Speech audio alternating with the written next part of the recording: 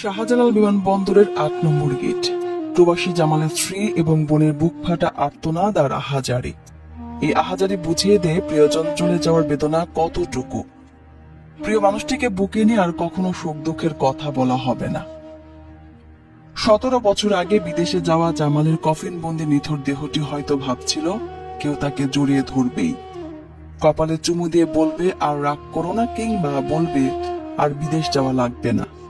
কিন্তু যারা একবার প্রবাসী পাড়ি দিয়েছেন তাদের আর ঠাঁই হয়নি দেশে। শেষবার দেশে এসেছেন তবে কফিন বন্দি হয়ে। এভাবেই গত ৩৫ বছরে নিথর দেহ নিয়ে দেশে এসেছেন প্রায় ৬০,০০০ প্রবাসী।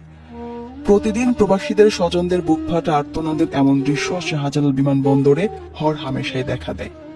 প্রিয়জনদের বুঝিয়ে দেয় হাসি মাখা মুখ নিয়ে আর বিদেশ যাওয়া হবে না।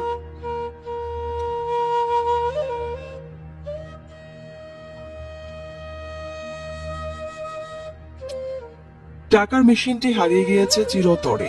স্বজন আর প্রিয়জনদের আর কোনো আবদার পূরণ করা হবে না রেমিটেন্স যোদ্ধার। হাজারো প্রবাসীদের না বলা কথাগুলো জমা হয় শাহজালাল বিমানবন্দরে, কিন্তু সেই জমানো কথা আর কখনো বলা হবে না। অথচ বিদেশে কাজ করতে গেলে স্বাস্থ্য পরীক্ষা করে যেতে হয়, আবার সংশ্লিষ্ট দেশে যাওয়ার পরও স্বাস্থ্য পরীক্ষা করা হয়। অর্থাৎ সুস্থ শরীর নিয়ে বিদেশে যাচ্ছেন একজন বাংলাদেশি কর্মী, তারপরও তাদের বড় একটি অংশ প্রবাসী মারা যাচ্ছেন। প্রাপ্ত তথ্যে জানা গেছে তাদের বেশিরভাগই আকস্মিকভাবে মারা যাচ্ছেন এবং বয়সে তরুণ। ঋণ নিয়ে কিংবা শেষ সম্বলটুকু বিক্রি করে বড় স্বপ্ন নিয়ে বিদেশ যান তারা, কিন্তু স্বপ্ন পূরণ হওয়ার আগেই তাদের লাশ হয়ে ফিরতে হয়। দিন দিন এই লাশের মিছিল বাড়ছে। প্রধানত অতিরিক্ত মানসিক চাপের কারণে প্রবাসী বাংলাদেশিদের মৃত্যু হচ্ছে বেশি।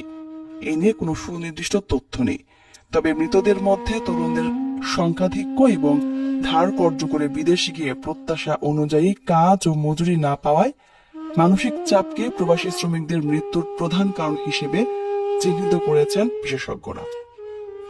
এছাড়া বিরূপ পরিবেশ, হঠাৎ খাদ্যাভ্যাসের পরিবর্তন, কর্মে অদক্ষতার মতো কারণগুলো রয়েছে। রাষ্ট্রীয়ভাবে সমস্যাগুলো চিহ্নিত করে এর সমাধানের দাবি জানিয়ে আসছেন এই খাত নিয়ে কাজ করা কর্মীরা। কিন্তু এই রেমিটেন্স যোদ্ধাদের হারিয়ে যাওয়া নিয়ে কারো কি মাথা ব্যথা আছে? কেন তারা মারা যাচ্ছে? বিদেশে তাদের কাজের পরিবেশ কেমন ছিল? সে দেশে তারা কেন মারা গেল? একজন প্রবাসী মারা গেলে তারা কতটুকু ক্ষতিপূরণ পান? কিংবা একজন প্রবাসী মারা গেলে তার মৃতদেহ কিভাবে দেশে আসবে? এসব বিষয় নিয়ে সত্যি বলতে কারো ভাববার সময়ই নেই।